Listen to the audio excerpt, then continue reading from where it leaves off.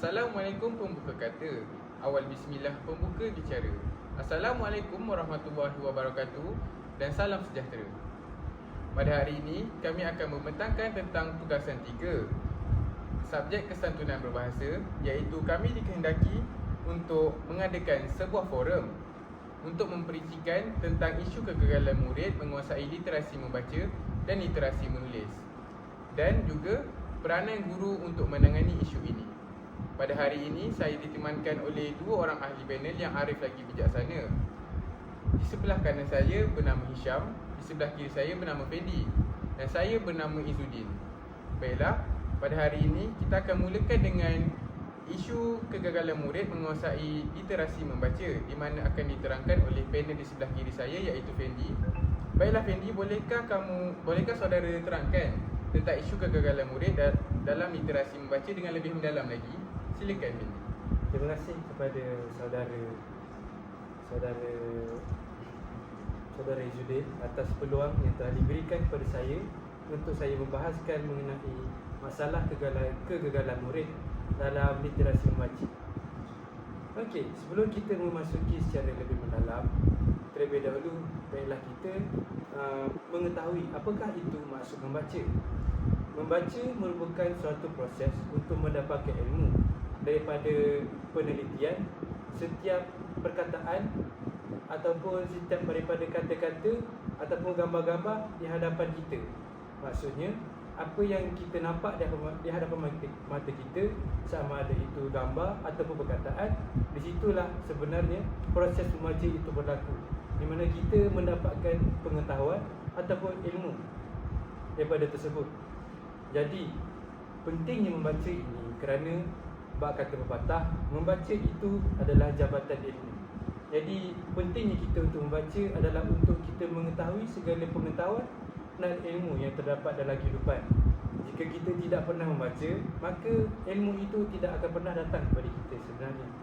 Jadi, bila dikatakan dengan membaca, sudah semestinya perkara itu berkaitan dengan pendidikan. Dan pendidikan ini berkait rapat dengan murid-murid ataupun pelajar. Jadi, di situ sebenarnya kita sudah dapat melihat bahawa membaca adalah perkara yang sangat penting terhadap pelajar. Kerana kalau diikutkan daripada data-data ataupun statistik terkini yang terdapat di dalam negara kita, kita dapat melihat bahawa sebenarnya angka keciciran pelajar adalah sangat tinggi.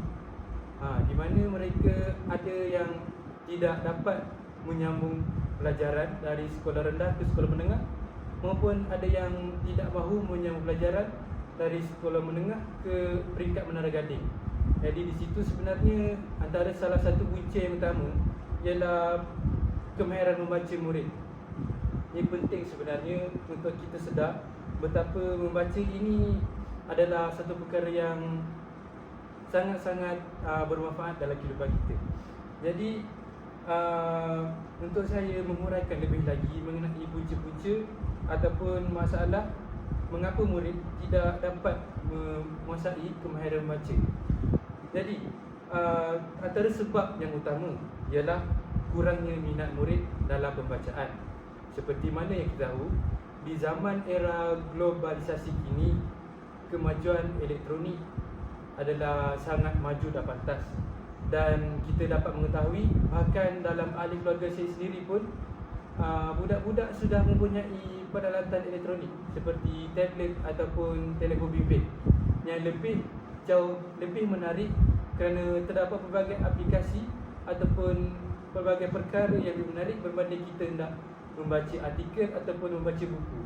Jadi dari situ sebenarnya kita dapat melihat bahawa murid ini kurang untuk membaca. Mereka kurang terdedah terhadap bahan bacaan kerana mereka tidak dapat mengetahui apakah kepentingan dalam membaca. Jadi dari situ sebenarnya media sosial yang banyak memainkan peranan terhadap minat murid dalam membaca.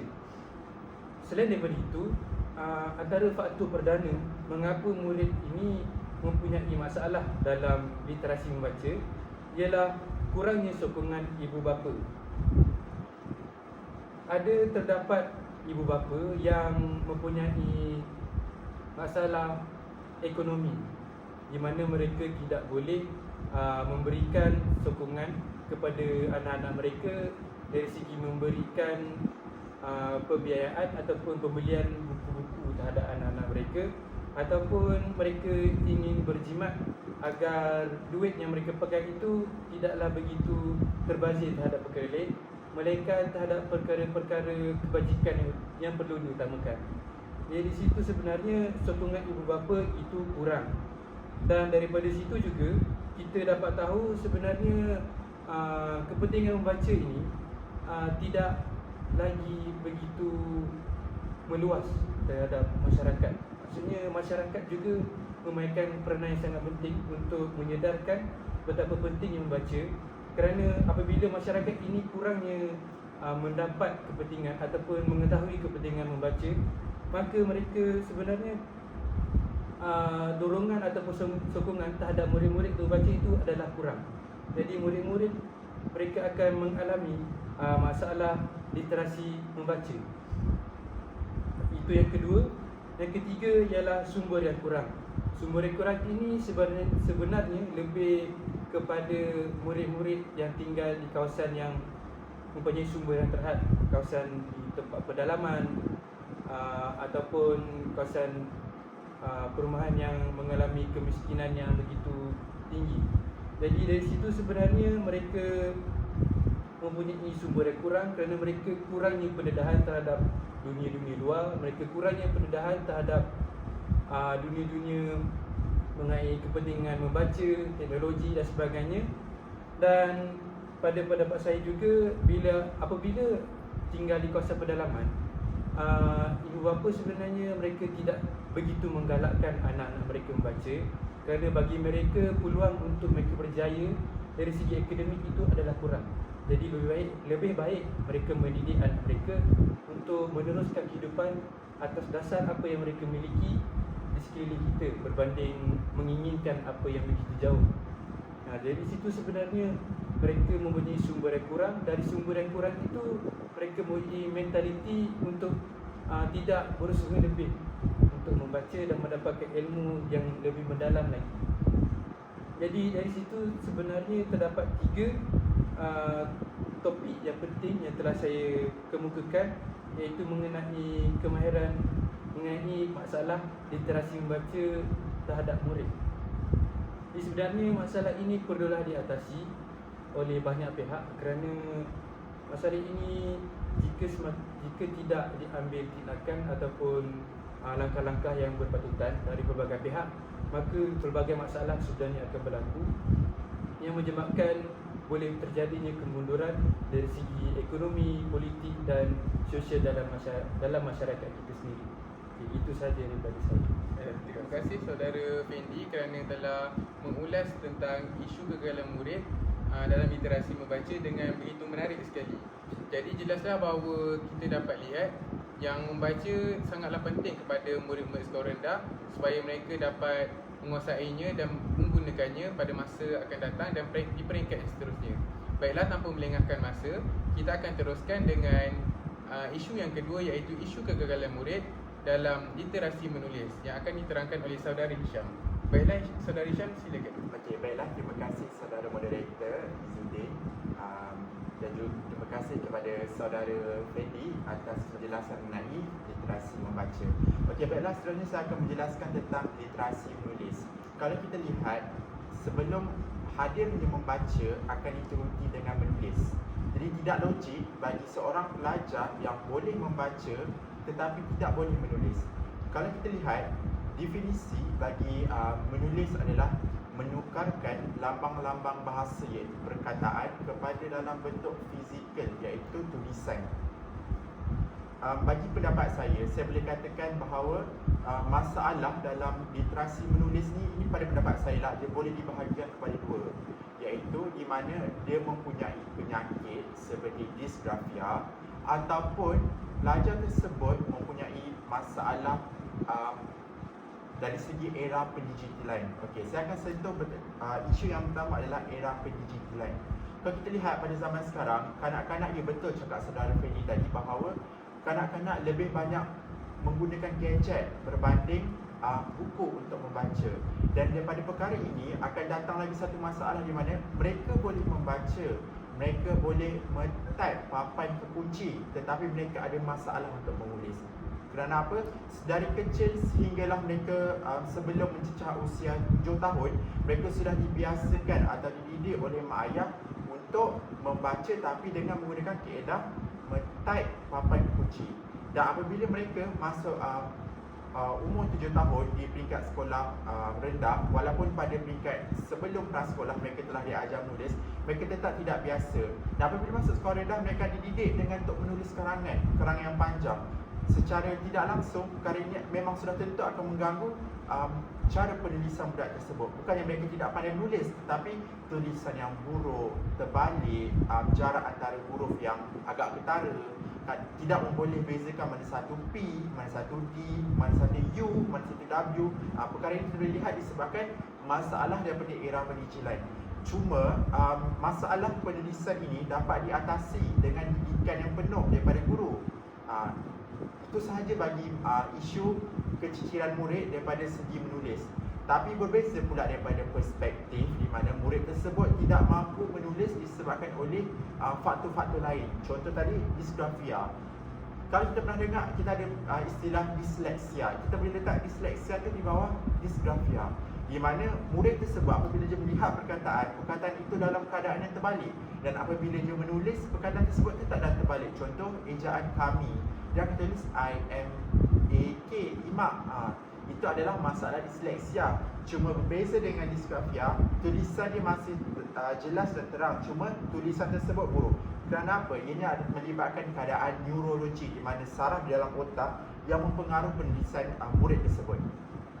Pada tahap pertama, guru apabila melihat murid-murid yang mempunyai masalah disgrafia, biasanya guru tidak digalakkan untuk marah murid tersebut, tetapi untuk membimbing. Dan antara cara dia adalah kenapa faktor wujudnya masalah disgrafia ni. Pertama, guru dia kena lihat daripada segi masalah genetik. Kalau kita lihat murid tersebut, kemungkinan besar atuk, nenek ataupun mak ayah dia dulu pernah mengalami masalah disgrafia ataupun disleksia. Jadi kemungkinan besar untuk anak murid tersebut punya masalah yang sama adalah daripada genetik. Yang kedua, kita lihat daripada segi perkembangan kemahiran motor halus. Ada setengah budak apabila dia memegang benda panas, dia tak boleh bezakan ini panas atau sejuk. Kadang apabila dia pijak rumput, dia merasakan pijak rumput itu sakit. Itu menandakan murid itu ada masalah motor. Cuma apatah lagi kalau sudah pijak rumput saja sudah sakit, apatah lagi untuk memegang sebatang pensel. Itu juga mengganggu keupayaan dia untuk memegang sebatang pensel sehingga menyebabkan tulisan yang terhasil jadi lebih buruk. Yang ketiga adalah pemprosesan visual ruang, di mana idea untuk menulis huruf contohlah A sudah dilihat dalam otak mereka. Okey, ini adalah huruf A. Tapi bila dia hendak menulis di atas menggunakan sebatang pen dan juga kertas, dia tak dapat hendak memvisualkan balik apa yang di dalam otak mereka terhadap apa yang dikandung dalam buku. Dan yang terakhir adalah pemprosesan bahasa, di mana contoh seorang murid dia kata, saya suka makan. Mulut kata saya suka makan, otak dia pun berfikir okey saya suka makan. Tapi apabila dia tulis di atas kertas dia, saya suka makan ikan, mana datang ikan tu? Itu antara penyebab di mana macam mana masalah penulisan tu boleh terlebih satu, terkurang satu. Itu semua berpunca daripada pemprosesan bahasa. Okey, itu dah cukup daripada segi isu dia. Bagaimana kita nak tahu sebagai seorang guru murid tersebut ada masalah untuk dalam literasi penulisan? Antara contoh yang saya boleh berikan adalah di mana tulisan tangan murid tersebut suka dibaca.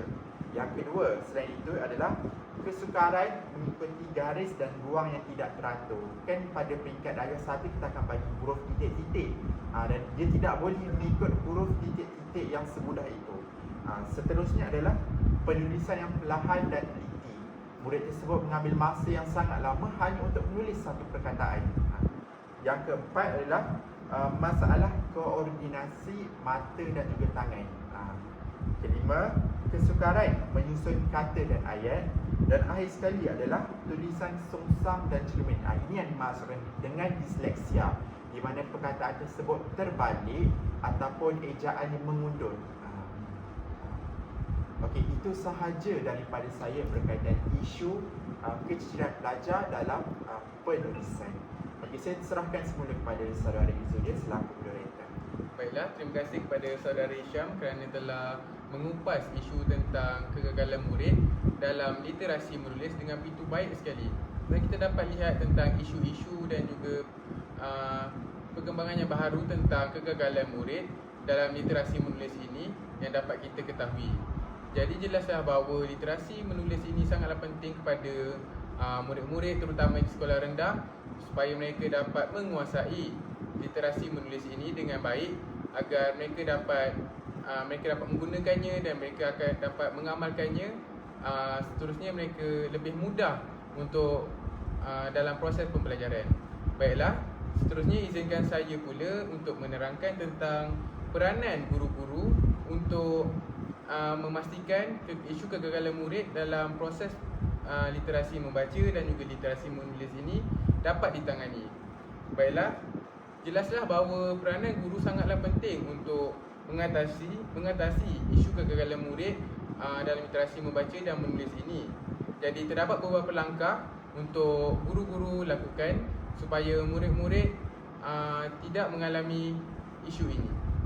Baiklah, peranan guru yang pertama ialah guru perlulah menerangkan tentang pengenalan yang baik terhadap pembelajaran, di mana guru-guru perlu memastikan murid-murid ini mantap tentang dasar-dasar dalam isu membaca dan juga menulis, di mana guru-guru perlu memberikan latihan-latihan dengan mengikut tahap penguasaan mereka.